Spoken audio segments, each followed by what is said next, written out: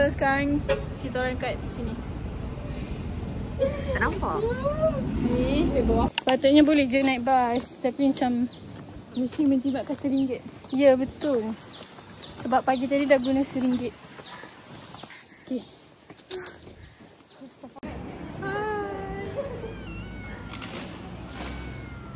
Jom. Lapar.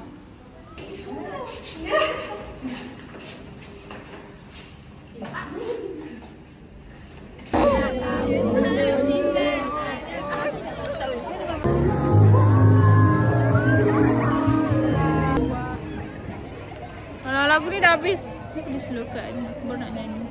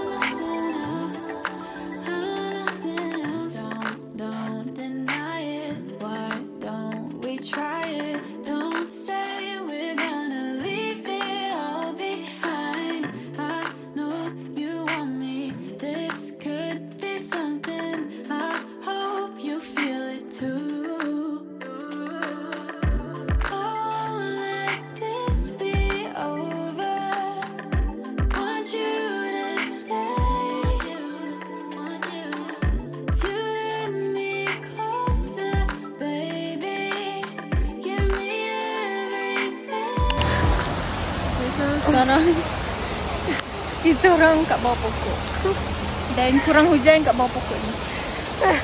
Kai dekat tengah pasar tak memberi selamatkan. So sekarang kita orang tunggu bas. Okay, Kai berjaya datang sini. Kau yang ikan patah dia bersama. Mana bas ni? Dah terpias. rasanya reda hujan sikit. Ini macam basah lagi.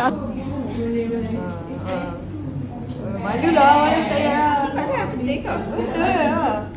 Takkanlah AI pula. Aduh.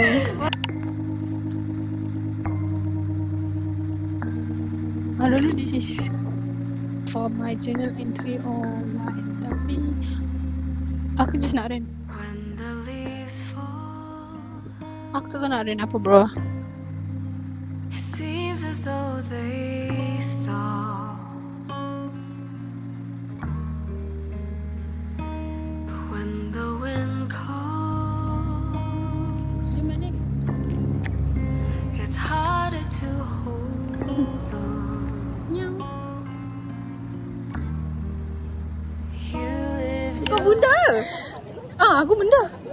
Kau bunda apa? Kenapa tak boleh? Bukan nanti bila kau tukar jadi biasa, dia tak bunda pun. Aku tak tahu.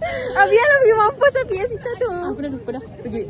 Aku sumpah aku score tak kat situ. Tapi dah soalan dia macam tu aku macam tak apa. Ini paling susah daripada apa pernah aku buat. Ni paling susah. Hari tu kau cakap apa? Kalau tak payah.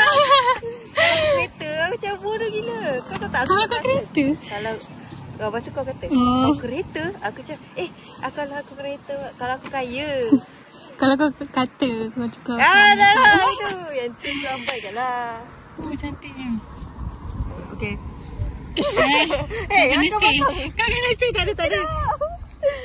Dah tu.